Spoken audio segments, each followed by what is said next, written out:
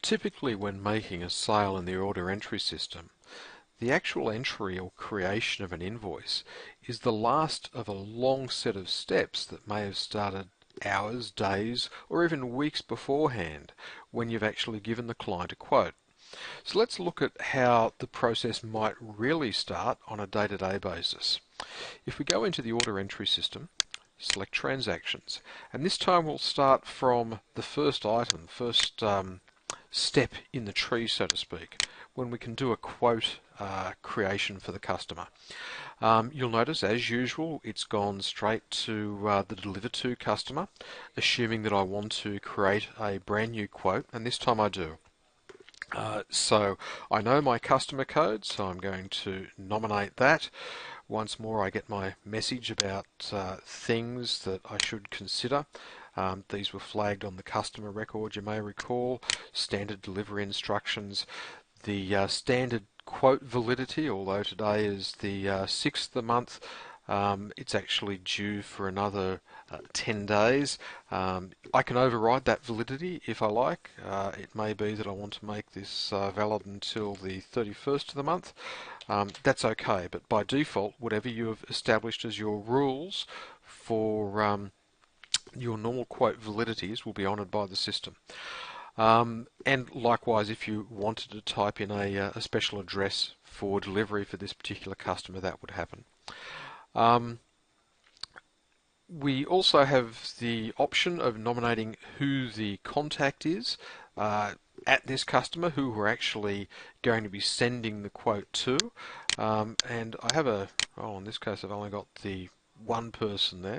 If I pick another customer, let's do something for DJ. I think he's got a large number of people that that we could actually be doing a quote for. Now this list, I'll just show you briefly. If we come across to the maintenance of our customers, and if we go to the contacts screen, here is the list of everyone that we contact at the customer. So every individual person, what their title is, their direct telephone number, their fax number, a mobile number if they have that, and also an email address. So this is obviously a good directory of who the important people are that you speak to at that particular customer. And when you're doing something like a quote, it becomes useful to have that drop down of exactly who you're going to be sending the quote to, and also in case you want to send them an email or phone them or on a landline or a mobile, or send them a fax. We can specify specific delivery methods if we want. Once more, this will default to the delivery method established on this customer. David obviously didn't have any set up for him, but if I come in and if I create a quote for me rather than David, you may recall from when we entered the invoice up from scratch, I had a delivery method physically set up. There's also an analysis field, which you may or may not have noticed also appeared on the invoice screen previously. And this is simply a field that allows you to flag a transaction with some form of analytic code. Typically it might be how someone found out about you, whereabouts they physically live, are they responding to a mail out that's been done. No, it's really a way of codifying. If you ask the question, how did you find out about us? How did you find out about these products? If that's something that you want to be able to measure so that you can gauge the effectiveness of promotional programs and so forth, you should have an analysis code set up specifically for that, which is really just a code and a description associated with it. So we could do a new one, and it might be the autumn catalogue. Actually, I'll probably use a shorter code than that. Autumn 2013, that's going to eventually date this, but 2013 catalogue, It's not going to be a master order. We're not worried about that at the moment. So back here in my analysis area, now I might say that this person has responded or given us a call to get a quote on the basis of that autumn catalogue. And knowing that is simply going to allow us to get some useful analysis and so forth out of the thing later on. Quoted by would typically default to whoever it is that's actually doing the entry, but in this case I haven't set myself up properly, so it hasn't defaulted my name correctly, and likewise who the salesman is. Now these are two different things, by the way. Depending on your environment, the quote might have been prepared by someone other than the person that's actually doing the data entry. May not be the case in your organisation, but just be aware that there is that differentiation of the person who created the quotation as opposed to the person who did the actual quote and may have authorised special pricing and so forth, as distinct from the salesman who is actually going out and generating this business. Trade discount tends not to be something that people use these days. That's more a case of if you've got your standard pricing and you're going to be giving someone a blanket, X% off, 5% off list or something similar. And just up here in terms of references, you'll note that if the customer has some form of reference for this, he might have a purchase order number he's working on. You may have an internal reference number, and there's also just a genuine or general textual reference that you can enter up for the quote as well. But apart from that, that's the first header part of my quote done, and as usual the quote number won't be allocated until I hit the save button at the end. The data entry screen, in this case, if you've looked at the previous videos where we've looked at entering invoices and so forth, that tends to be a phone conversation along the lines of someone says, I want 6 of a product. Typically in the quote process, someone may be ringing up and say, do you sell XYZ?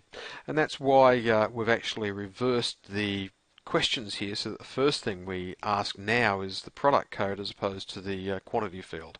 But that doesn't matter. If someone says I want 6 of something, just click over in the quantity field, put the 6 in, and then you can click back to the product number as well. Like with any and all of these screens, you aren't forced to follow the prompts A, B, C, D. You can click anywhere on you like on the screen. Now I'm at the moment entering up product details. I just got a piece of information that I wanted to record back on the header. He's told me that he's working on his order XYZ. I can go and record that and just jump back to the product at any point in time. Product searching we've looked at. We have very extensive facilities there in terms of searching, and it's the same search screen throughout the system. I actually know the product that I'm after, how many of these they actually want, and just like an invoice, the only way I get to give this person anything other than standard price is by entering up an override reason. Now it may be the quote that I'm giving the person isn't special at all. It could be, and often is, just a case of the guy needs a quote, or lady needs the quote, so that they can show their superior to actually go and authorise purchase of a product. So never feel, obviously, when you're doing a quote that you necessarily have to give them special pricing. And as we've seen before, we can go and enter as many products in the quote as we actually need. That is basically entering a quote. It's very similar to entering an invoice. We can come down to special charges. I must change that. Just let me go and, well, no, I won't change it. I'll change it mysteriously in the video later on. But imagine that said freight once more, and we might be charging $10 freight. And as usual, we also have this note log facility to be able to record or maybe keep copies of important documents and so forth associated with this quote. So we have our quote in place at this point in time, and what we'll do is simply save our quote. At this stage, the quote number is allocated for us, and now I would typically go and print my quote. And I have options to send it to the screen or send it to a printer. Screen is obviously somewhat useless in this context. Send it out to a printer that I can select from my drop down, shoot it out to a fax number or an email address. And once more, I would have that information available to us here on the screen. That's a quote entry. So we now have quote number 80. And if we were to come back into the process at some stage, and if we're looking for a particular quote, if I just show you how that works at the moment, so that rather than creating a quote, I'm looking at amending an existing quote. If I just hit my search screen, the first thing it asks is not a customer, but a salesman. Because often, hopefully, the person who's searching for the quote is the salesman, and they know what their particular code is. So I can have a look at, say, all the quotes that I've done as a salesman, and I've done none, which is most unfortunate. But if I come in and put a customer code in there, I can have a look at all the quotes that I've done for a particular customer, and I can also refine that. If I just put in one of the other sales reps, I'll show you what I mean by refining. I can put in, say, DJ. Great, there's the quote that I ended up with my salesman of DJ. But obviously, the more criteria that you put in here, the more condensed the list of possibilities is going to be. And if we had a large list here, and not that this is large by any stretch of the imagination, but if you do have a larger list, by default the quotes are going to be coming out in descending date order. And of course, if you want to get the more recent ones up the top, just click on the column and you'll bring that up to the top of the screen. That actually is the quote I want to work on. So at this stage, imagine if you will, we have sent our quote out, time has passed, and of course the person is going to come back and order from us. Now the question is, how do I now convert this quote into an invoice? And the process here is quite simple. You would call the quote up on the screen.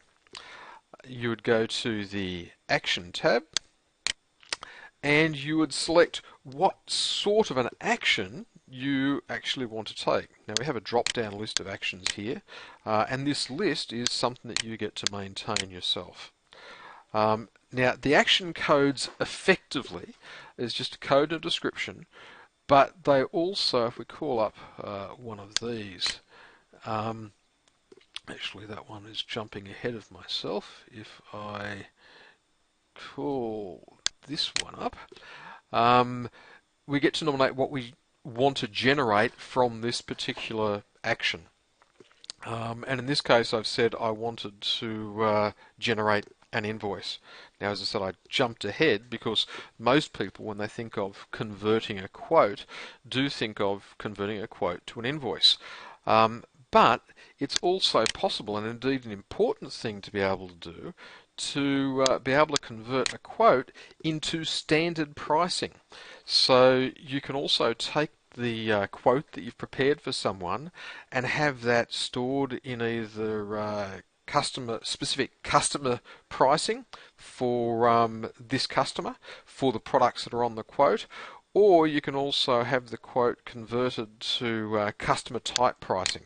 So whatever pricing category this customer was, because you may have a company that you deal with, a mine or something similar that has 20 or 30 different sites or locations around the country. They're all typically going to be flagged with the same price category, because from a pricing perspective you may have entered into a contract with them, or you want to enter into a contract with them. So by converting the quote to a CTY price, which is a customer price type, you'll actually be saving or setting the pricing in stone for every customer who's in that customer type. Now the other thing you can do is also generate an order, and you'd think that's where it ends. But it's not, because the other important thing is you can have an action, and indeed you should have an action, to note that the prospect, because at this stage that's all it is just a prospect, even though it may be one of your existing customers, isn't going to proceed. So I'd suggest that your quotes probably should be closed out, finalised if you will, the last step of the process to say there's nothing else going to happen on this quote, just so that you can identify whether the quote is still ongoing or not. Beyond that, I'd also suggest, once more, the same as I've suggested in the past, that if you are meeting prices in a competitive situation, that you should record who that competitor is. I'd also suggest that if you lose a quote, it's probably worthwhile not just recording the fact that you lost it, but possibly why you lost it. It could be that you lost the quote because you were too dear. And in that case, nothing wrong with asking who they went to as well. Once more, you may have half a dozen fierce competitors in the marketplace.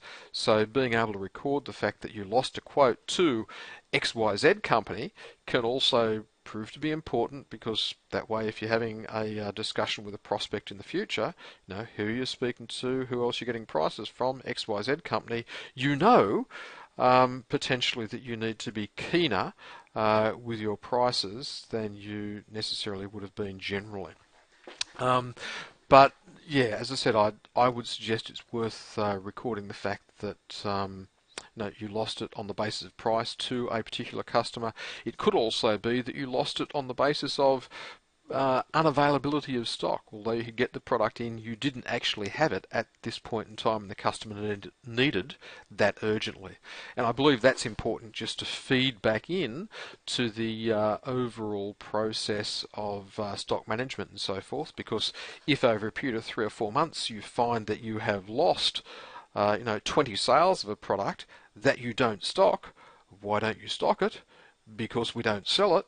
Why don't you sell it? Because you didn't actually have it in stock in the first place. So that's obviously or I think it's obviously a very useful thing to consider. But let's take the happy possibility here that the customer has rung up and said, yes please, I'd like to proceed with that particular quote. And by the way, I'll give you my order number, it's order XYZ, so you'd fill that in first. Then in terms of our actions, we can simply record the fact here that we want to produce an invoice from the quote. Guy wants it straight away, so of course we're going to produce an invoice. We can record some comments against the quote as well. So it could be that we nearly lost because of price, but we could deliver. You don't have to put notations in, but once more, if you're doing a morbidity type thing, coming back and looking at the quotes and so forth later on to have a look at won loss situations and so on, you may as well record some notes. Right now, you remember why you lost it. Tomorrow, you probably remember why you lost it. A week's time or a month's time, when you're coming back and looking at why you've lost sales, you may not. So I'd suggest once more, there's no such thing as too much information, although you can always have the situation of not having enough time to process and analyse the information properly. So if that's what we wish to do, we simply hit process, and at this stage the system has gone off, and oh look, it's changed screen. Oh, we're in an invoice. What do you know? This is the invoice that the system has created for us. So it's taken us directly to the invoice. Once more, this is where I can actually say whether I want the picking priority to be set, whether this is actually okay to pick. Are there things that we need to go and build at the moment or not? Here are our products that have come across automatically for us. Here's our special charges, which I still haven't set. It still says fuel levy, and we could record the note logs if necessary against it. In this case, there may not be, although actually there may well be, because the customer, because they now really are a customer, may have actually sent us through a purchase order, and why not record the purchase order, an image of it if it came as a fax, scan it as a PDF, if it came as an email, attach the email directly to the invoice itself, or not. Choice is yours. But here's the invoice that we created. I might say, yeah, it can be picked. It's okay to pick now. I'll save that. That's going to go out through my picking schedule. Or once more, it could be that your operation could be that, okay, I'm going to do a pick slip right now, and that's going to print out immediately out in the picking area, or I'm going to go and pick it straight away. Whatever your processing path there is. Although I like the idea of the picking schedule, as I've said more than once, I also recognise that it's not right for everyone in every situation. So our invoice is done now. I'd exit from this process. We'll see our original quote has also got an action log on it, and it said that we produced that invoice and also our notations against it. I should also point out that that particular action code that we had, and I'll just come here to produce an invoice and I'll go to maintain on that, it wasn't set to finalize. And the reason for that, once more, your situation may be different, but it's possible that you may need to be able to generate multiple invoices from the same quote, in which case you would not have the finalized tag set for that particular action.